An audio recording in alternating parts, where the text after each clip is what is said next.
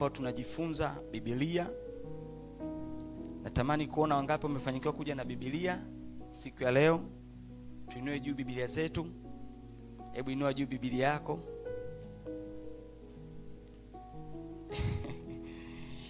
Haya, usijisikie vibaya. Naamini ziko Biblia za kidigitali, lakini ni vizuri tukipata hizi. Amina. Haya, notebook, sehemu ya kuandika. Tuinue notebook zetu juu. Haleluya, haleluya. Kalamu. Amina. Basi Mungu awabariki sana. Leo tunakwenda kujifunza Biblia. Wiki iliyopita tulikuwa na somo zuri la Ijue Biblia. Tuliweza kujifunza pale. Jamani, amina. Na tuliweza kuona Biblia kitabu cha kwanza kiliandikwa kipindi gani mpaka kile kitabu cha mwisho. Na kitabu cha kwanza kiliandikwa mwaka 1500 kabla Yesu Kristo hajazaliwa, na kitabu cha mwisho inakadiriwa kiliandikwa kati ya mwaka 85 mpaka 100 baada ya Yesu kuzaliwa. Amina. Na ujumbe mkubwa wa Biblia tuliweza kuona ni mpango wa Mungu wa wokovu kumkomboa mwanadamu. Biblia imeandikwa na watu takriban 40 walioishi nyakati tofauti, lakini ujumbe wake unapatana. Haleluya. Na tuliweza kuona kwamba katika kuandika Biblia ziko lugha za msingi ambazo zilitumika kuandika Biblia. Kiebrania na Kiaramu vimeandika. Kiebrania ni katika Agano la Kale sehemu kubwa imeandikwa kwa lugha ya Kiebrania. Sawa? Lakini kuna sehemu chache ziliandikwa kwa lugha ya Kiaramu kama kwenye vitabu vya Ezra. Lakini Agano Jipya kwa sehemu kubwa limeandikwa kwa lugha ya Kiyunani. Haleluya. Na leo tuliweza kuona pia kwa nini tunajifunza Biblia. Tuliweza kuona kwamba unapojifunza Biblia na kuyaishi yale yaliyoandikwa, si ndio? Mungu anakuwa anakutunza dhidi ya uharibifu unaosababishwa na dhambi. Tuliweza kuona kwamba dhambi ndio jambo baya sana kwenye maisha ya mtu ambapo mtu anatakiwa kuliepuka. Kwa hiyo unapojifunza neno la Mungu na kulifahamu na kulitendea kazi, unakuwa Mungu anakutunza. Lakini pia tuliweza kuona kunakuwa na uheri na mali vinarejeshwa badala ya umaskini, kwa sababu kubarikiwa kunatokana na kulijua neno la Mungu. Lakini pia tuliweza kuona wingi wa chakula badala ya njaa. Lakini pia tukaona afya njema badala ya magonjwa. Tuliona haki badala ya dhambi, tamaa mbaya badala ya kiburi. Hizo ni faida za kujifunza neno la Mungu. Hayo ni mambo ambayo tuliangalia wakati ule. Sasa leo tunakwenda kujifunza kweli moja inasema Mungu hufanya mambo mbalimbali kupitia neno lake. Hebu sema, rudia nyuma yangu. Sema, Mungu hufanya mambo mbalimbali kupitia neno lake. Kwa sauti tena.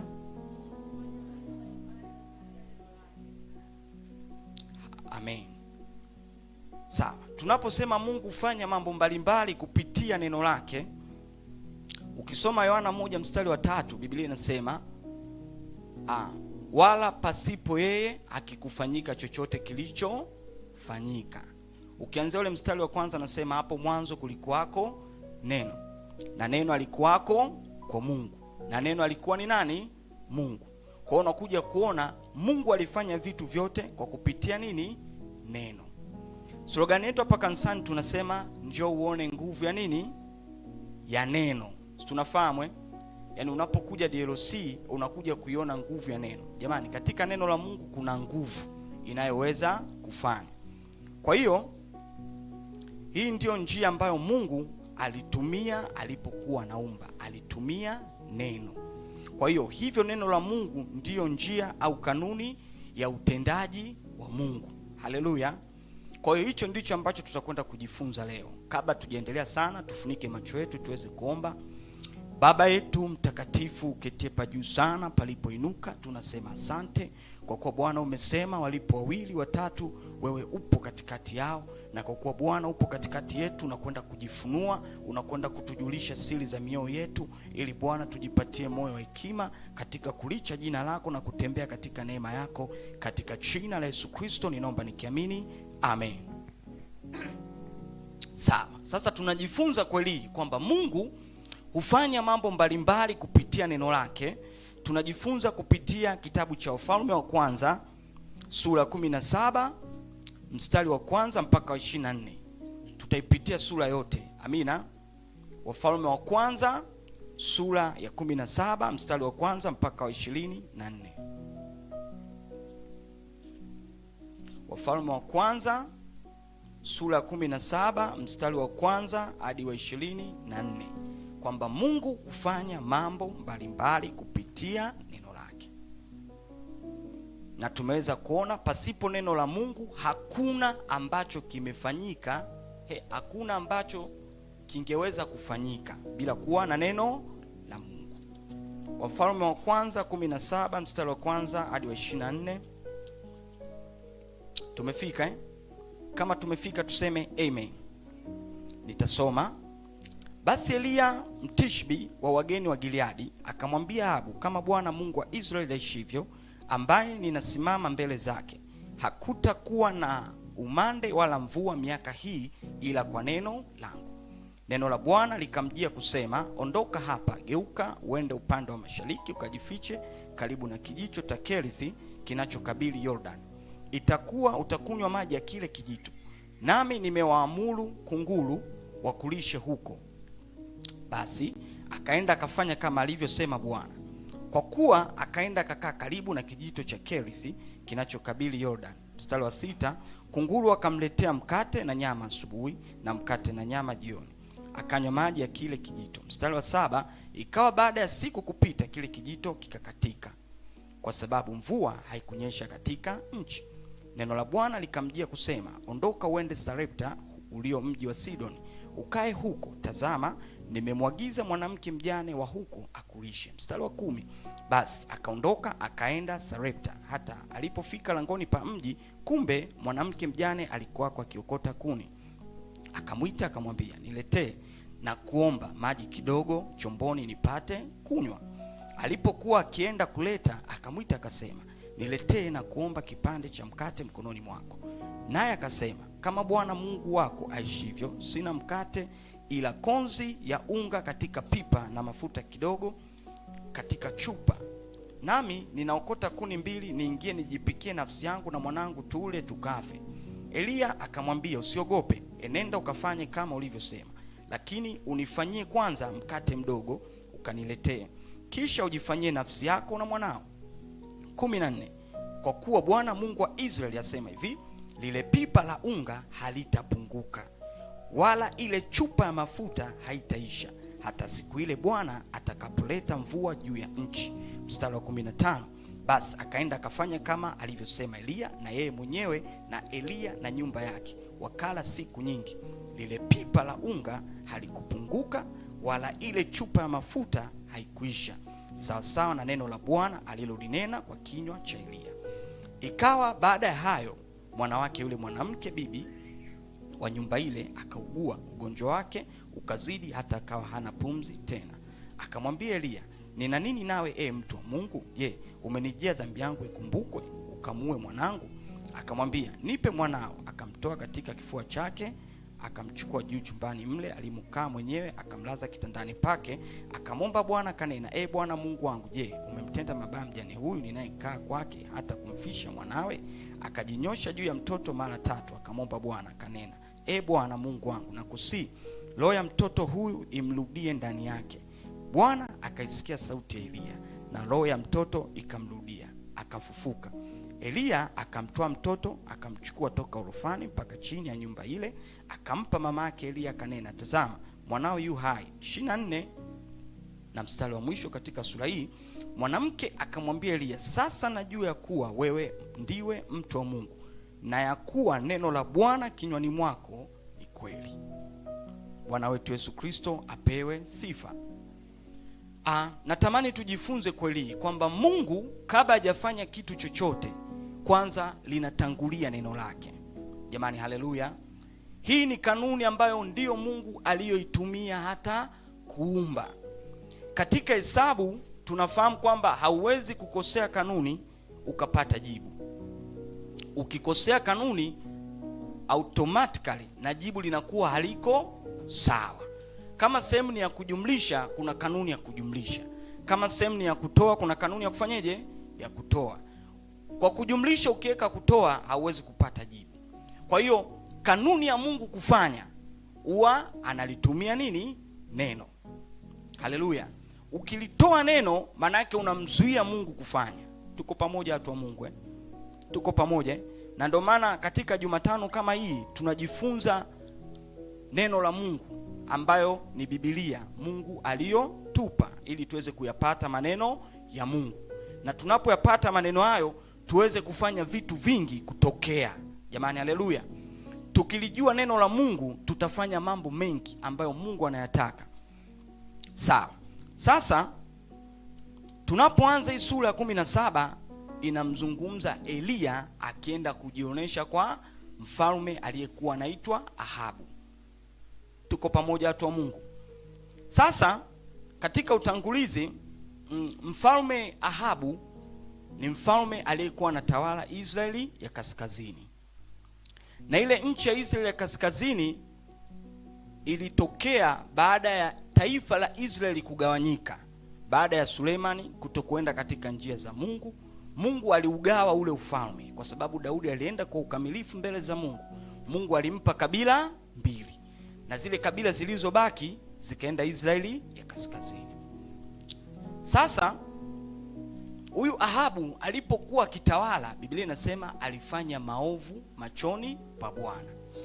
Na akazidisha uovu kwa kwenda kuoa mwanamke wa taifa la Wasidon aliyekuwa anaitwa Jezebel. Tuko pamoja? Ukisoma Yoshua 23 mstari wa 12. Yoshua 23 mstari wa 12. Hebu tukimbie pale haraka haraka. Yoshua 23 mstari wa 12. Yoshua 23 mstari wa 12. Nimefika, nitasoma. Biblia inasema, lakini mkirudi nyuma kwa njia yoyote na kushikamana na mabaki ya mataifa, yani mataifa haya yaliyobaki kati yenu, na kuoana nao na kuingia kwao nao kuingia kwenu, jueni hakika kuwa Bwana Mungu wenu hata wafukuza tena mataifa haya mbele ya macho yenu, bali watakuwa mtego kwenu na tanzi na mjeledi mbavuni mwenu na miiba machoni mwenu, hata mtakapoangamia na kutoka katika nchi hii njema ambayo Bwana Mungu wenu amewapa ninyi. Tuko pamoja? Ili ni angalizo ambalo Mungu alikuwa analitoa kwa taifa la Israeli kwa kinywa cha Yoshua. Jamani, tuko pamoja? Kwa hiyo Ahabu alijua kwamba mimi kama mtu wa Mungu, mtu wa agano la Mungu, sitakiwi kwenda kuoana na wanawake wa mataifa ya Kikanani. Jamani, tuko pamoja? Sasa Ahabu anapokwenda kumwoa Yezebeli, manake amelidhalau neno la nani? La Mungu. Tuko pamoja? Na Mithali 13 mstari wa 13 unasema, kila anayelidhalau neno hujiletea nini? Uharibifu. Mithali 13:13 inasema, kila anayelidhalau neno hujiletea uharibifu. Kwa hiyo Ahabu alipoenda kumwoa Yezebeli, manake alijiletea uharibifu yeye mwenyewe, kwa sababu Yezebeli alikuwa ni muabudu miungu Baali. Miungu Baali ilikuwa ni miungu ya Wasidoni ambayo iliaminika kwamba miungu ile inaleta mvua, lakini pia ndiyo miungu ambayo ilikuwa inatoa chakula, kwa sababu mvua ikinyesha watu walikuwa wanalima, wanapata chakula. Kwa hiyo yule mwanamke alipokuja kwenye nchi ya watu wa agano la Mungu, aligeuza watu wale. Alianza kuua manabii wa Mungu, akaanza kuimarisha na kujenga mahekalu ya miungu Baali. Jamani, tuko pamoja? Kwa hiyo akawa anawakosesha Israeli, watu wa Mungu. Wakamkosea Mungu. Walipomkosea Mungu, hapa tuliposoma mstari wa kwanza, wakati nabii Elia anakwenda kwa Ahabu, manake ilikuwa ni hukumu ya Mungu juu ya uovu uliokuwa umeletwa kwa watu wa Mungu na kwa sababu ya kuabudu sanamu. Tunaelewana vizuri eh? Kwa hiyo hapa tunajifunza nini? Kwamba Mungu ana kiwango cha kuvumilia uovu. Tuko pamoja? Mungu ana kiwango cha kuvumilia uovu. Na unapoona unafanya dhambi lakini hakuna dhara linalokupata, manake Mungu anakupa muda wa kutubu. Tuko pamoja? Kwa hiyo watu hawa waliendelea kufanya dhambi. Na hii Elia anapokwenda kuonekana kwa Ahabu, anamwambia kama Mungu wa Israeli aishivyo, ambaye nasimama mbele zake, hakutakuwa na umande wala mvua miaka hii ila kwa neno langu. Manake hii ilikuwa ni hukumu ya Mungu kwa taifa la Israeli ambalo lilikuwa limemwacha Mungu na kuabudu sanamu. Kwa hiyo wao walidhani kwamba Baali ndiye Mungu anayeleta mvua. Kwa hiyo Mungu, ili kujionyesha kwamba mimi ndiye Mungu ninayetawala hizi nguvu za asili, ninayetawala mvua, ninayewapa chakula, hakutakuwa na mvua wala umande ila kwa neno langu. Manake Elia anasimama kwa niaba nani? Ya Mungu. Sasa nini tunachojifunza hapa? Kabla Mungu hajaleta ukame, lilitangulia kwanza nini? Neno la Mungu. Tuko pamoja watu wa Mungu? Kabla Mungu hajaleta ukame kwenye nchi ya Israeli au kwenye hii Israeli ya kaskazini, lilitangulia kwanza neno kwamba hakutakuwa na mvua. Haleluya! Tunaona namna Mungu anavyofanya. Kwa hiyo Mungu anapotaka kuleta hukumu, linatangulia kwanza neno. Mungu anapotaka kuleta baraka, linatangulia kwanza neno. Hii ndiyo kanuni. Kwa hiyo ina maana kama tusipokuwa na neno, hatuwezi kuona nguvu ya Mungu. Maombi yanayotokea au kufanya vitu kutokea ni maombi ambayo mtu anakuwa anaomba sawasawa na neno la nani? La Mungu. Ukisoma Yakobo sura ya 5 mstari wa 17, Biblia inasema Elia alikuwa mwanadamu mwenye tabia moja na sisi, lakini Elia aliomba. Tuko pamoja? Aliomba mvua isinyeshe miaka 3 na miezi 6 na ikatokea. Kwa nini ilitokea? Kwa sababu tayari neno la Mungu lilikuwa limefanyeje? Limetangulia. Kwa hiyo watakatifu wa Bwana, kwa namna yoyote ile, hatupaswi kuwa na viwango duni vya neno la Mungu. Kwa sababu ili neno la Mungu ukilichukulia kawaida, ukalidharau, unapata nini? Uharibifu. Na Mungu amechagua kuliheshimu neno lake kuliko kitu chochote. Maombi mengi tunayoomba, Mungu ajibu kwa sababu tumeomba sana. Tuko pamoja? Mungu anajibu kwa sababu tumeliangalia neno lake linasemaje, ndipo tukamuomba sawa sawa na mapenzi yake. Ni Yohana 14:12 anasema, mkikaa ndani yangu, maneno yangu yakikaa ndani yenu, ombeni lolote mtakalo, nanyi mtafanyeje? Mtatendewa. Haleluya watu wa Bwana. Kwa hiyo Mungu anaanza kwanza kulitanguliza neno lake. Neno linatangulia, ndipo kile ambacho Mungu anataka kitokee kinatokea. Jamani, haleluya. Haleluya. Mstari wa 2, neno la Bwana likamjia kusema, ondoka hapa, geuka uende upande wa mashariki, ujifiche karibu na kijito cha Kerith kinachokabili Jordan. Huu ni mstari wa 2. Ona sasa, hii hukumu ilipokuja haikuchagua kwamba hawa ni wenye haki, hawa si wenye haki. Hukumu iliposhuka iliwakuta wote. Yaani ule ukame ulipokuja ulipiga nchi nzima, na katika nchi ile walikuwepo watu wa Mungu. Haleluya.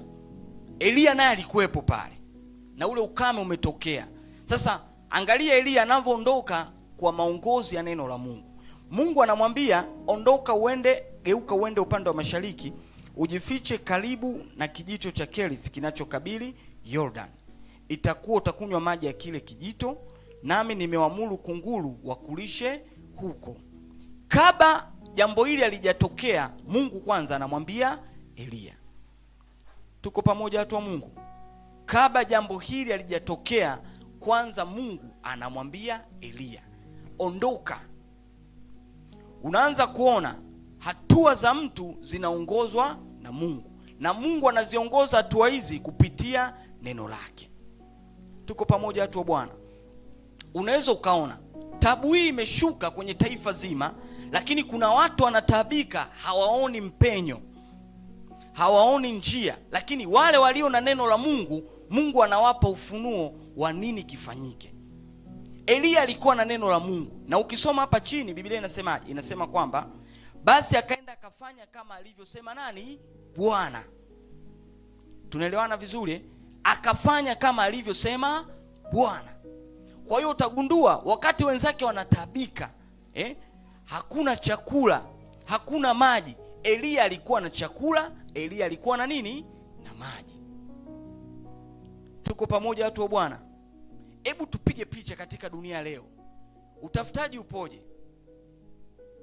Utafutaji umekuwa tatizo kubwa jamani, si ni kweli? Lakini mimi nakuhakikishia wapo watu ambao wanapata neema ya kupata chakula, wanapata neema ya kuishi bila changamoto, kwa sababu wanafanya sawasawa na neno la Bwana.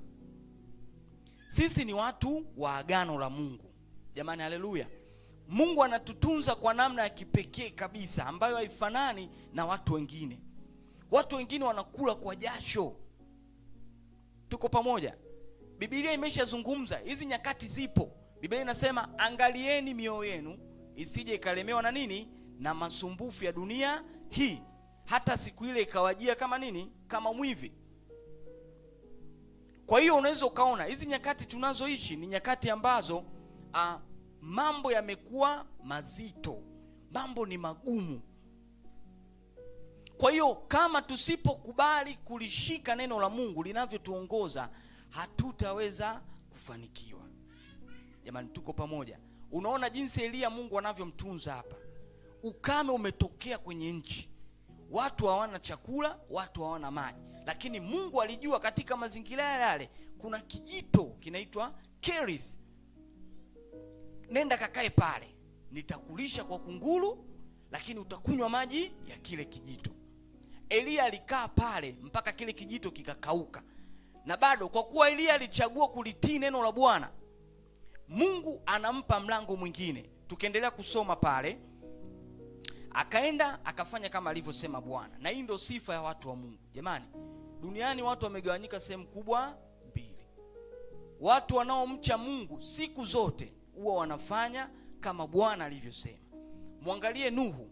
Katika kizazi cha Nuhu utakuja kuona Biblia inasema Nuhu akafanya sawasawa na yote ambayo Mungu alimwagiza. Na hapa tunamwona Eliya akafanya sawasawa na neno la Bwana. Tabia za watu wa Mungu zinafanana, huwa ni kutii. Sisi huwa ni wana wa kutii. Hebu sema mimi ni mwana wa kutii. Sisi ni wana wa kutii. Maana yake kile ambacho Mungu anazungumza ndicho tunachokifanya, hata kama mazingira yanazungumza tofauti. Na hii ni changamoto kubwa katika nyakati za leo. Mungu anasema hivi, lakini mazingira yanasema kinyume. Alafu sisi watu wa Mungu tunajikuta tunaangalia mazingira na kufanya maamuzi kulingana na mazingira. Hatutakiwi kufanya hivyo. Tunatakiwa kufanya maamuzi kulingana na neno la nani? La Mungu. Tuko pamoja watu wa Bwana? Tuko pamoja watu wa Bwana? Maamuzi yetu yaongozwe na neno, sio mazingira. Jamani, mazingira yanabadilika. Au tunaongea uongo? Mazingira yanabadilika. Sasa ukiyafuata mazingira utakuwa ni mtu wa kubadilika badilika. Leo utaamua hiki, kesho utaamua kile. Biblia inasema tumezaliwa mara ya pili kwa mbegu isiyoharibika, kwa neno la nini? La kweli, lisilobadilika, linalodumu hata milele. Mungu akisema nitakuponya, hata kama mazingira yanaonyesha utakufa, Mungu atakuponya kwa sababu amesema katika neno lake. Jamani, haleluya. Mungu akisema nitakuinua, hata kama mazingira yanaonyesha wewe utashuka, Mungu atakuinua kwa sababu amesema. Mungu analiheshimu sana neno lake. Alimwambia Eliya, ukame umekuja, nenda kwenye kijito cha Kerith, nitakutunza huko. Mungu akafanya kama alivyosema, baada ya Eliya kutii kile ambacho Mungu alimwambia. Hii ndio kanuni ambayo Mungu anatumia kufanya kazi na watu wake. Analituma kwanza neno lake. Je, unalitii lile ambalo Mungu analisema? Jamani, tuko pamoja watu wa Mungu? Hii Biblia ni mapenzi ya Mungu yaliyofunuliwa kwetu. Tuko pamoja? Haya ni mapenzi ya Mungu yaliyofunuliwa kwetu. Ina maana ukitaka kuisikia sauti ya Mungu, sio mpaka usikie Mungu anazungumza. Of course Mungu anaweza kuzungumza, lakini lazima uwe na muda wa kusoma neno la Mungu ili umsikie Mungu. Jamani, tuko pamoja watu wa Mungu? Lazima uwe na muda wa kusoma, na huu muda sio kwamba unatokea baada ya kumaliza kazi. Huu ni muda ambao unaupanga sambamba na kazi ulizokuwa nazo. Lazima uwe na muda wa kusoma neno. Jamani, tuko pamoja? Unaisikia sauti ya Mungu. Kwa hiyo tunaona Elia akatii. Kunguru wakamtunza, wakamletea mkate asubuhi, wakamletea mkate na nyama jioni. Tena akala vizuri. Akala mkate asubuhi na nyama, akala mkate na nyama jioni, mpaka kijito kilipokauka. Bado Mungu alikuwa na namna nyingine ya kumtunza Elia, kwa sababu Elia alichagua kulitii neno la Mungu. Kumbe tunapochagua kutii neno la Mungu, Mungu anatulinda, Mungu anatutunza. Unaweza ukaona kile kijito kilipokauka, Mungu anamwambia Elia katika ule mstari wa 7, ikawa baada ya siku kupita kile kijito kikakatika, kwa sababu mvua ikunyesha katika nchi. Neno la Bwana likamjia kusema. Hebu sema, neno la Bwana likamjia kusema. Haya,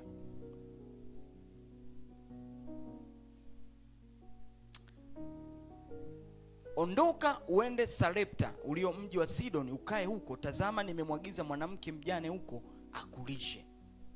Hebu oneni neno la Mungu linavyofungua mafumbo magumu. Unajua hili ni fumbo zito sana eh? Mungu anahitaji utii katika neno lake. Wakati wote tunaposhindwa kulitii neno la Mungu, manake tunamzuia Mungu kutubariki. Tuko pamoja eh? Katika wiki ile iliyopita wakati tunajifunza, tulisema kwamba tunapolitii neno la Mungu, tunapofanya sawasawa na neno la Mungu, jambo la kwanza tunabarikiwa. Si mnakumbuka eh? Lakini tunatunzwa. Na hapa tunaona Elia anapotii neno la Mungu, Mungu anamtunza Elia. Kijito kile kimekauka, manake ukame uliendelea kuwa mzito. Elia anatoka. Sasa hapa angalia, kumbuka ukame ulivyokuwa unaendelea kwenye taifa la Israeli. Maana yake mfalme alianza kumtafuta Elia kwenye kila kona ya Israeli. Tuko pamoja? Akaanza kumtafuta, lakini Mungu alikuwa amemficha kwenye kijito kinachoitwa Kerith.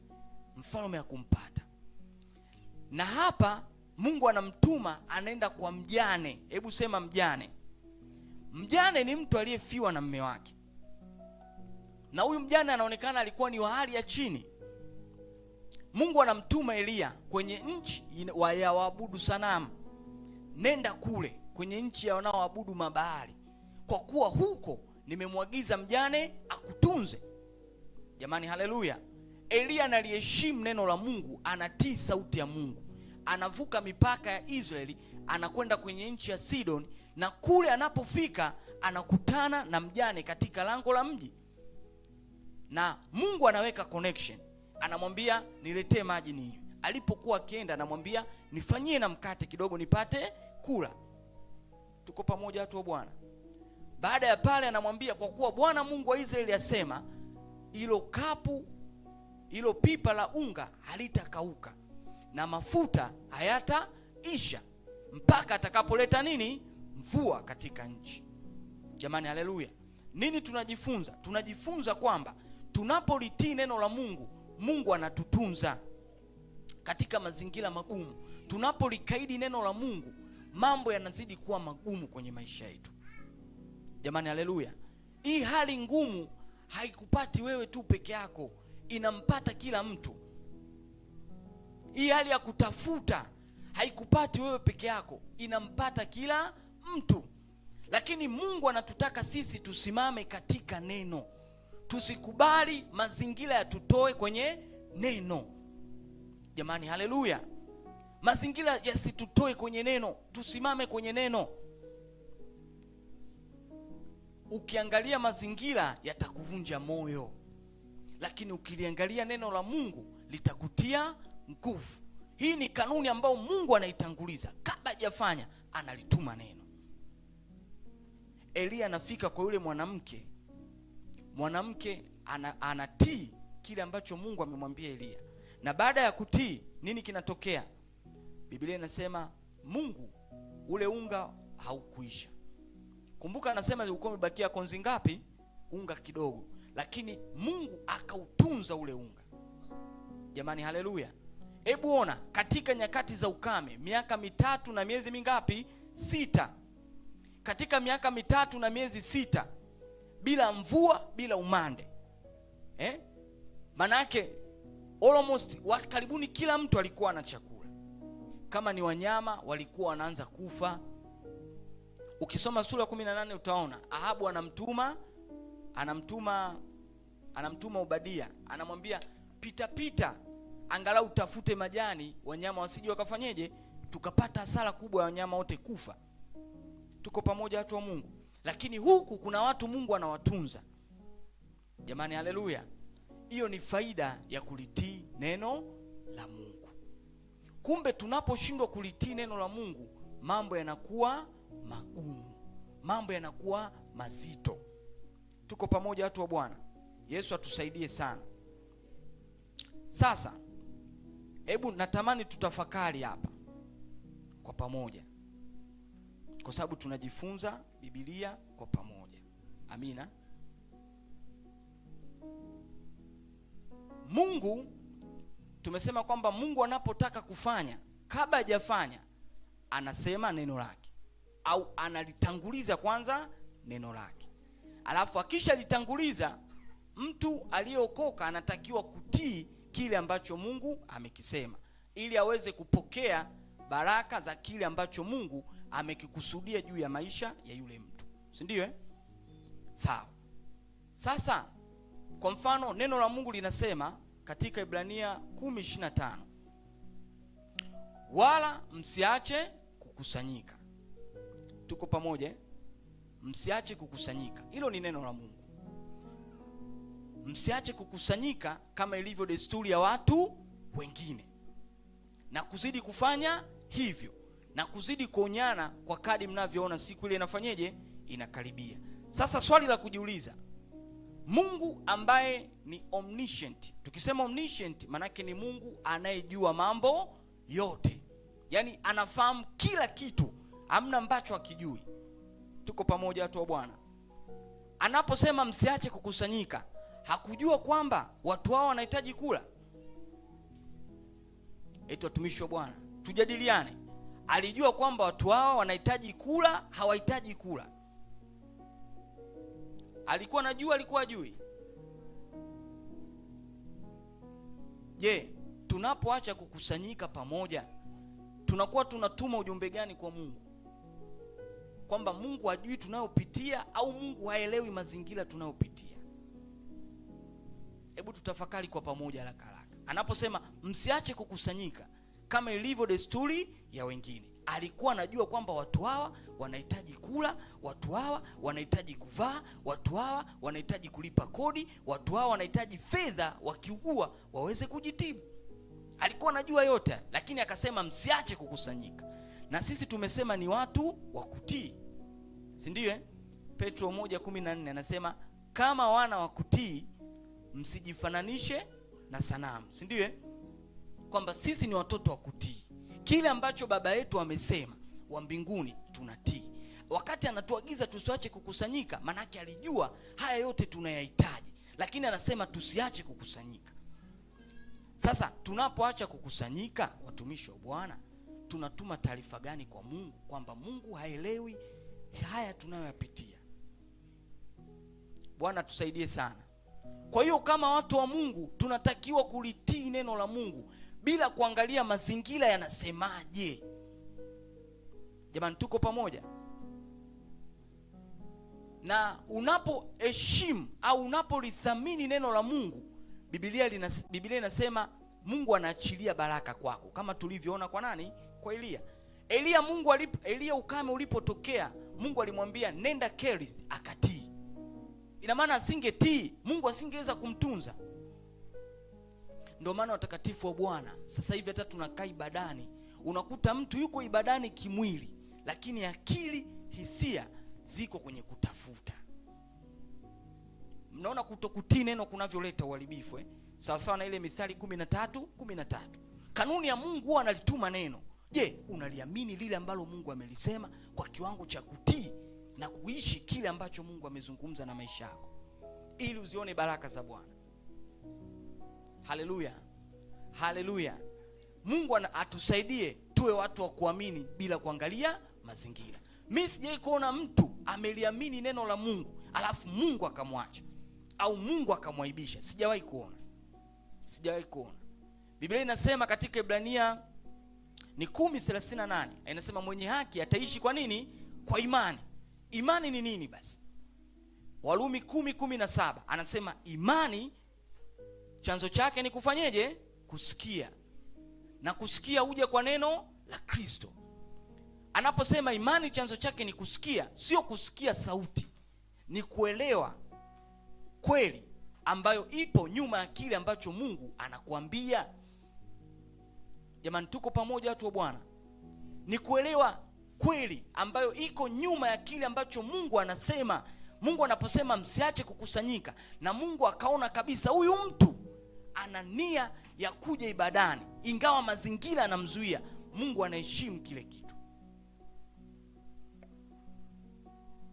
Hapa sasa hivi mchungaji Abdalla alikuwa anahubiri Jumapili, akasema unakuja ibadani unakutana na wapendwa wamekaa wanapiga story. Unakuja ibadani unakutana na mpendwa ana duka lake halifungi, hafungi duka muda wa ibada. Hata Jumapili hicho kitu kimezungumzwa sana. Bwana atupe neema. Sisi tunaishi kwa imani, hatuishi kwa mazingira. Hivi hujui kama una mamlaka ya kuamuru hiyo biashara, ukawaamuru au wateja wakaja kwenye ule muda ambao kabla ibada haijaanza? Mimi nimeuza mkaa. Wakati nauza mkaa, ilikuwa ikifika saa 9 kamili siku ya Jumatano na Ijumaa, nilikuwa nafunga banda langu la mkaa. Na watu wa mtaa ule ambapo nilikuwa nauza mkaa walinijua kama mtu anayesoma Biblia. Nikija pale asubuhi na mapema, napima mkaa wangu, nachukua Biblia, nakaa nje, naanza kusoma. Na wengine wakaniita mchungaji.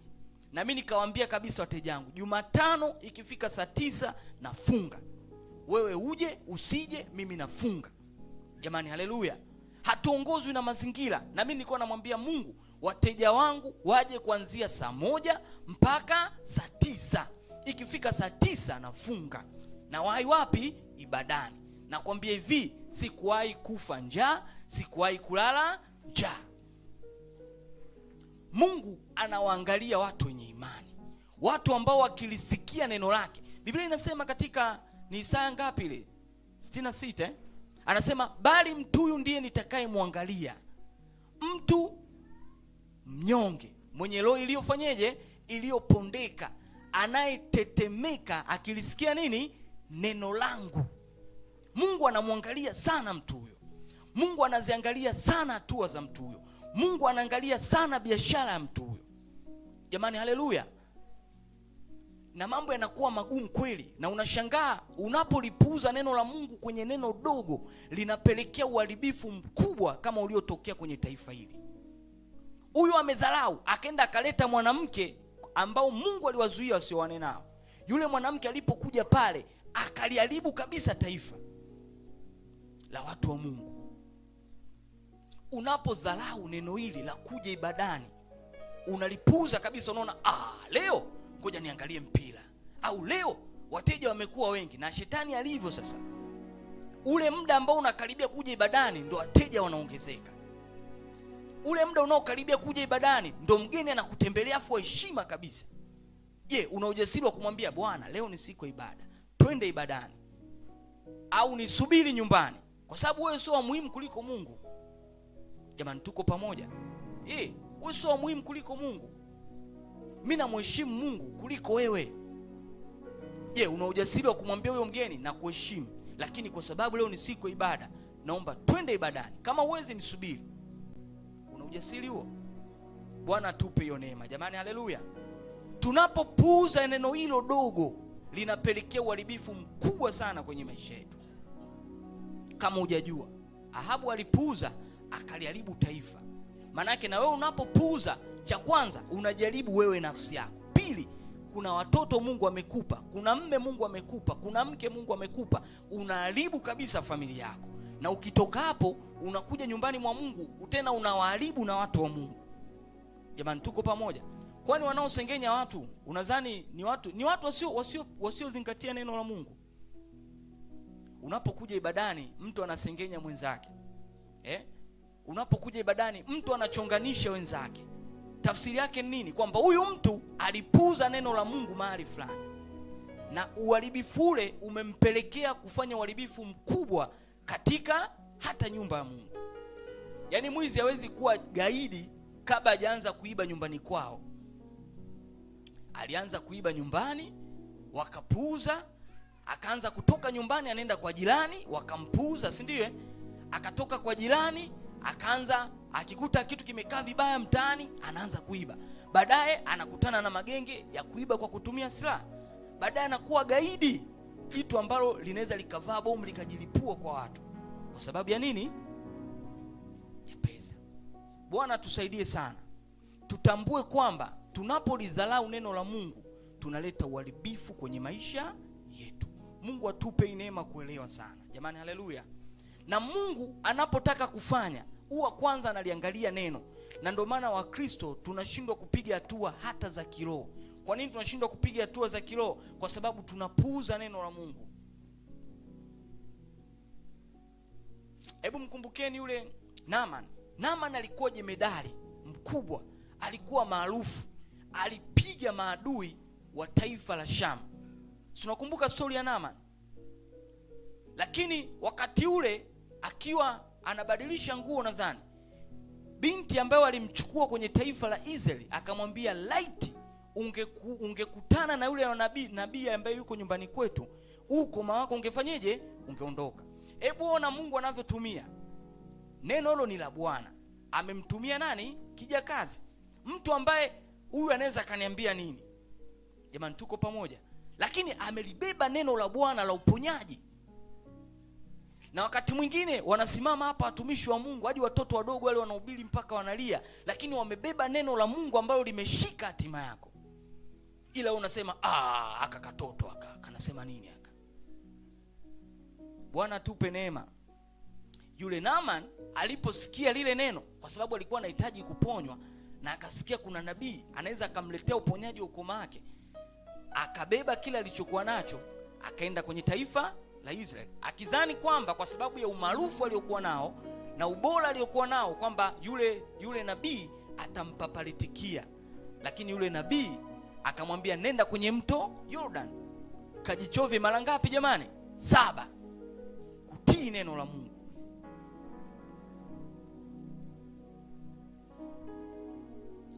Naaman aliposikia vile akajisikia vibaya, akaona amedharaulika, lakini ndio ulikuwa uponyaji wake.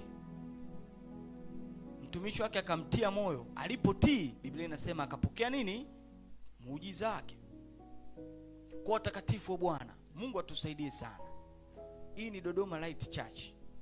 Mungu anakusudia kufanya mambo makubwa sana hapa, makubwa sana.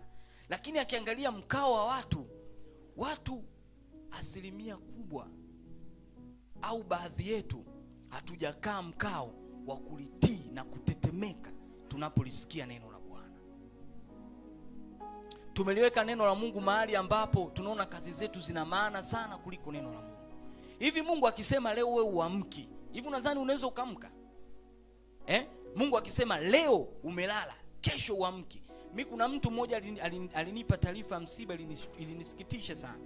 Wamekaa usiku, mama na watoto wake wanapiga story, wanakula. Tena wale unajua ile familia ambao kila mtoto ana chumba chake, walikuwa na uwezo mzuri wa kiuchumi. Wameenda kupumzika, mtoto mmoja alikuwa mkubwa tu.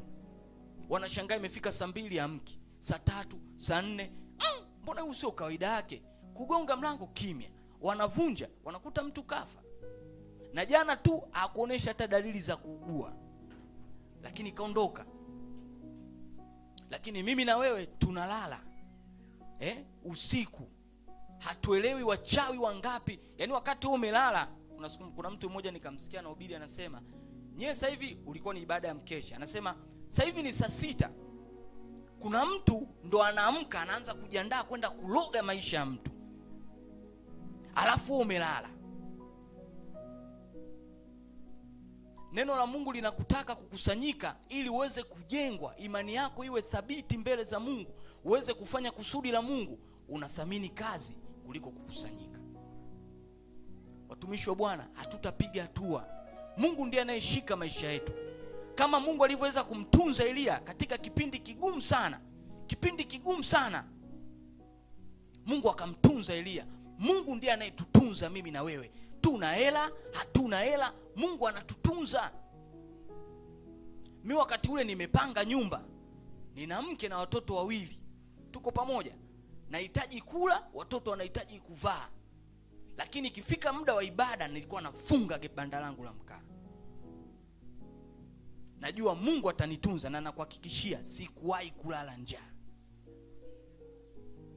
Jamani, tuko pamoja watu wa Bwana? Kwa sababu maisha yangu mimi hayawi determined na banda la mkaa. Yapo mikononi mwa Mungu. Tunaliangalia neno, na neno linatupa nafasi ya kukusanyika. Kwa nini Mungu anataka tukusanyike? Unajua, bila kukusanyika hatuwezi kuvuta uwepo wa Mungu. Biblia inasema wanapokusanyika 2, 3, Mungu yupo katikati yao. Sasa wewe umekaa peke yako, unauza genge lako. Umekaa peke yako, unakaa biashara yako. Umekaa peke yako, manake pale, na ndio maana roho chafu zinazidi kukuvaa, unazidi kuwa mbali na Mungu. Watakatifu wa Bwana, hizi ni nyakati ngumu sana za mwisho, nyakati ambazo Mungu anahitaji tuliangalie sana neno kuliko kitu chochote, kuliko unabii, kwa sababu hata unabii unapimwa katika neno, kuliko maono na ndoto unazoota. Tuliangalie sana neno la Mungu, kwa sababu anayeliangalia neno hata tikisika. Hata dunia ikibadilika hata tikisika. Jamani, tuko pamoja? Nyakati zile za corona, nakumbuka nilikuwa nenda benki moja pale Dar es Salaam. Watu wanaogopa, yani ukiwa kwenye daladala hata ukikohoa tu watu wanakugeukia, wanakuangalia, wana hofu ya kufa.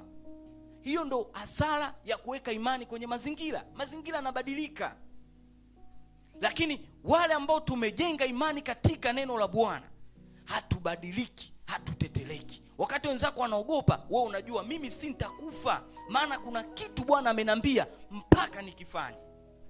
Jamani, haleluya! Tunatakiwa kuishi kwa imani. Biblia inasema mwenye haki ataishi kwa imani. Tunaishi kwa imani, na Mungu analituma kwanza neno. Tuliangalie kwanza neno la Mungu linavyosema.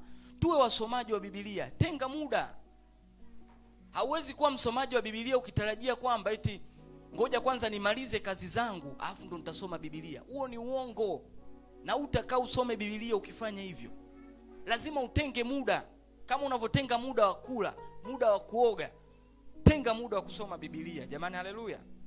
Utamwona Mungu akifanya kwenye maisha yako. Tuko pamoja watu wa Bwana? Kwa hiyo mwenye haki anaishi kwa nini? Kwa imani.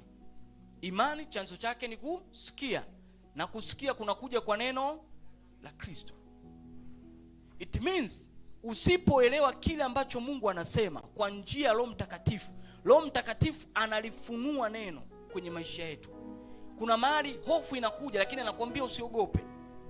Hebu kumbukeni, unakumbuka kile kimbunga kilikuwa kinaitwa Job, kilikuwa kinakuja kupiga pale Dar es Salaam. Tunakumbuka ile story ya kile kimbunga Wakasema hichi kimbunga tena baada ya corona tu kikazuka kile kimbunga. Tukapiga magoti tukamwomba Mungu. Kile kimbunga kwa kadri kilivyokuwa kinazidi kusogea, kinazidi kupungua nini? Nguvu. Huyo ndiye Mungu tunayemtumikia. Ni Mungu anayetawala mpaka hali za hewa. Jamani, haleluya! Sasa kwa nini tunamtilia shaka Mungu? Wewe unadhani uko hapo ulipo kwa sababu umekuwa na bidii ya kufanya kazi? Na kuhakikishia kuna watu wana bidii kuliko ya kwako. Kuna watu hawalali, lakini hawapo kama wewe ulivyo hivyo. Tupo hivi tulivyo kwa sababu ya neema ya Mungu, kwa sababu ya kusudi la Mungu, na Mungu ndiye anayetutunza. Tunatakiwa kumuinua Mungu juu ya kila kitu. Tuliinue neno la Mungu juu ya kila kitu. Haleluya! Bwana tusaidie sana. Bwana tusaidie sana. Hii ndio kanuni ambayo Mungu anatumia kufanya. Mungu analitumia neno. Yaani kabla Mungu hajafanya chochote, kwanza anakuambia. Jifunze kwenye kile kitabu cha Mwanzo 21 kama sijakosea, ni 18, wakati wale malaika wamemtembelea Sara na Ibrahimu. Tunakumbuka Mungu anajua Sara alikuwa anahitaji mtoto kwa muda mrefu. Hivi alimpa mtoto kabla hajamwambia neno lake? Alianza kwanza kumwambia neno, alafu baada ya kumwambia neno ndipo Mungu akampa mtoto. Manake kumbe katika neno la Mungu tunaziona ahadi za Mungu juu ya maisha yetu. Haleluya. Tunaziona ahadi za Mungu juu ya maisha yetu. Kwa hiyo tunapolipuuza neno la Mungu, manake tunamzuia Mungu kufanya kwenye maisha yetu. Na kuna siku nilikuwa nimelala, nikajaribu tu kimoja, Roho Mtakatifu akanionyesha. Haleluya. Hivi tunajua kama sisi tuliokoka tunapingwa sana na wale watu ufalme wa wale wa imani nyingine. Yaani tunapingwa sio kidogo. Hawatamani hata kuona tukitembea. Hawatamani kuona hata ukiwa na biashara. Jamani, tuko pamoja. Hawatamani kukuona na chochote kile. Sasa jiulize, wanafanya mambo mabaya mangapi katika ulimwengu wa roho kwa ajili yako, kwa ajili yangu, kwa ajili ya kazi ya Mungu. Alafu wewe unakosa kumpa Mungu muda lisali 1:30. Mungu anakufanyia wema wote huo. Mungu anataka nini kwako? Anataka umche. Anataka uliheshimu neno lake. Jamani, haleluya. Yote haya Mungu anatufanyia. Yaani hiyo siku nimelala nikaona namna wanavyotupinga na namna Mungu anavyotusaidia tunavuka. Hivi tunatembea hapa ni kwa sababu tu ya neema ya Mungu. Vita tuliokuwa nayo sio ndogo. Ni vita kubwa ambayo wewe kwa akili zako hata ungefanyeje hauwezi kushinda hiyo vita. Kwa hiyo huyo anayekupa kushinda hiyo vita, anayekupa afya katikati ya magonjwa, anayekupa neema ya kuvuka katikati ya kulogwa, unashindwa kweli kumpa lisaa na nusu? Eti utakatifu wa Bwana, unashindwa kumpa lisaa na nusu? Faida moja hapo ya kukusanyika hivi, manake Mungu anakuwa yupo katikati yetu, anazungumza na maisha yetu, anazungumza na mimi. Kuna maeneo mimi peke yangu siwezi. Kwa hiyo mtu wa Mungu anaposimama hapa, Mungu anamtumia, anaimarisha imani yako. Jamani, hapa ni mahali ambapo watoto wa Mungu wanapokusanyika, Mungu anawatunza dhidi ya mbweha na mbwa mwitu walioko huko nje. Haleluya. Bwana tusaidie sana. Bwana tusaidie sana. Tujifunze sana kuliheshimu neno la Mungu. Kama tunataka kumwona Mungu akifanya, tujifunze kuliheshimu neno la Mungu. Ukilidharau unaleta uharibifu. Ukiliheshimu neno la Mungu unapata nini? Baraka. Haleluya, watu wa Bwana. Mungu atusaidie sana. Sasa na kupitia kanuni hii tunaona Elia hakuwa na chakula kwa sababu alifanya kazi. Hatusemi kwamba watu wasifanye kazi. Tuko pamoja, watu wa Bwana. Wana wa Israeli wakati wanatoka Misri, wanapita jangwani, Mungu aliwalisha kwa maana walifanya kazi? Hapana, walimwamini Mungu. Mungu akawapa nini? Chakula. Walimwamini Mungu, Mungu akawapa maji. Elia, ukame umetokea, Elia hakulima kwa sababu kulikuwa kuna mvua, lakini Mungu alimpa Elia chakula. Kwa hiyo Mungu ndiye anayetupa chakula. Wana wa Israeli ule mwaka wa 7, Mungu aliwaambia mwaka wa 6 nitawapa mazao zaidi ili muweze kula huo mwaka wa 7 ambao nimesema mlime mwaka wa Sabato, na ule mwaka mwingine mpaka mtakapolima kwa ajili ya ule mwaka unaofuata kupata mavuno yenu. Ina maana Mungu ndiye anayetupa chakula. Sasa tunapomtilia Mungu shaka, tukaacha kuja ibadani, au hata ukija ibadani akili bado ipo kwenye kazi, manake tumekosa imani kwa Mungu. Na Mungu, katika vitu ambavyo Mungu anachukia ni watu kutokumwamini. Wale hawakuingia kwenye nchi ya ahadi kwa sababu walimtilia Mungu shaka. Wakaona ile mijitu, sio kwamba eti ilikuwa mijitu, ilikuwa mijitu kweli. Na wao ukiwaweka, yani yalikuwa ni majianti. Nakumbuka wakati nasoma ile story kwenye Biblia, yule mfalme wa Sioni anakuambia kitanda chake kilikuwa ni mikono 9. Yaani mikono 9, unapima mikono 9 ndo kitanda chake. Tuko pamoja? Sasa unaweza ukaona lilikuwa jitu la namna gani? Yalikuwa ni majitu kweli. Lakini je, hayo majitu ni makubwa kuliko ukuu wa Mungu? Ni makubwa kuliko neno la Mungu? Jamani, neno la Mungu ndo limeishika Tanzania. Wenzetu wakati ule wa corona walikuwa na teknolojia kubwa sana kuliko ya kwetu. Nchi kama India, hebu ona nchi kama India ambao watu wakiugua Tanzania huwa wanakimbilia wapi? India. Lakini India ndo ilipigwa kwa corona. Nchi kama Marekani zilipigwa kwa corona. Kwa siku wanakufa watu 3000 siku moja. Alafu Tanzania watu tunasongamana kwenye daladala. Watu wanaambiwa msipande, mtu asisimame. Kule ndani ukipanda daladala unakuta watu wamechuchumaa ili trafiki asione. Lakini hawakufa kwa corona. Si kwa sababu wana teknolojia nzuri, kwa sababu imani ya Tanzania waliiweka kwenye neno la Mungu, wakamwangalia Mungu ambaye anatawala magonjwa yote, ambaye anaponya magonjwa yote. Tumwangalie Mungu, tuliangalie neno lake. Jamani, haleluya. Kumwangalia Mungu ni kuliangalia neno lake. Kumwamini Mungu ni kuliamini neno lake katika mazingira magumu. Haleluya, watu wa Bwana. Hii ndio njia ambayo Mungu amechagua kujifunua kwetu. Hii ndio njia ambayo Mungu amechagua kufanya vitu kwenye maisha yetu. Nje ya neno la Mungu hautakaa umuone Mungu. Ukilidharau neno la Mungu hutakaa umuone Mungu. Hata ungelia, Mungu hata kujibu kwa sababu umelia. Mungu atakujibu kwa sababu umeliheshimu neno lake. Jamani, haleluya. Bwana tusaidie sana. Kwa hiyo somo la leo lilikuwa linakusudia sana kutusaidia sisi kama watu waliokoka kuelewa kwamba Mungu analithamini sana neno kuliko kitu chochote, kwa sababu kwa neno lake aliumba. Na unaweza ukaona hata hii dunia Mungu atakuja kuihukumu, kwa sababu ametangulia kusema katika neno lake. Tuko pamoja? Hukumu ya kila mwenye mwili itakuja kutokea kwa sababu Mungu tayari ameshasema. Ukisoma kitabu cha Danieli sura 12 mstari wa kwanza utaona Biblia inasema watu watafufuliwa. Wengine wapate uzima wa milele, lakini wengine wapate aibu na kudharauliwa milele. Amezungumza. Kwa hiyo Mungu afanye hukumu kwa sababu anafanya hukumu. Anafanya hukumu ya ulimwengu kwa sababu amekwisha tangulia kusema. Hata ukisoma kitabu cha Ufunuo, Yohana anasema na yeyote ambaye hakuandikwa kwenye kitabu cha uzima alitupwa katika ziwa la nini? La moto. Hilo jambo halijatokea bado, lakini litakuja kutokea kwa sababu Mungu ameshasema. Na Mungu akisema neno lake ni amini na nini? Kweli. Litakuwa tu. Jamani, litakuwa tu. Kwa hiyo tuliangalie sana neno la Mungu. Ndivyo tutakavyothibitika. Tuamini wale ambao wanafundisha neno la Mungu kwa ukweli bila kulichakachua. Ndivyo tutakavyothibitika. Jamani, haleluya.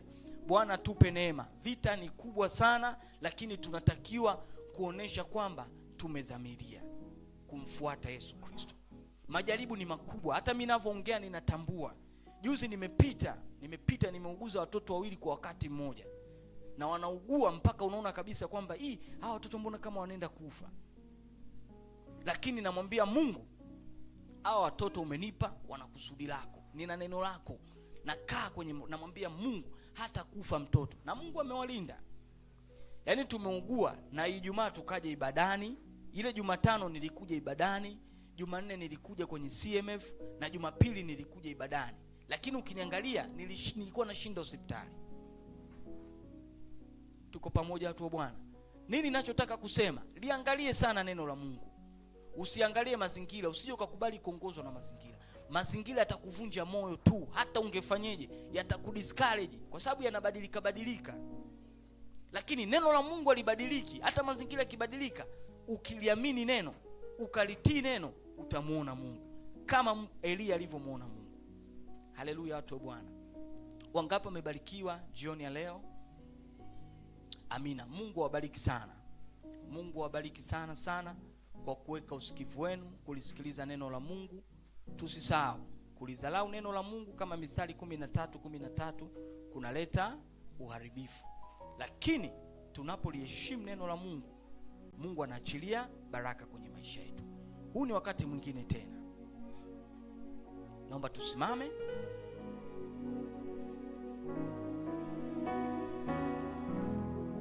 Tutakwenda kuomba.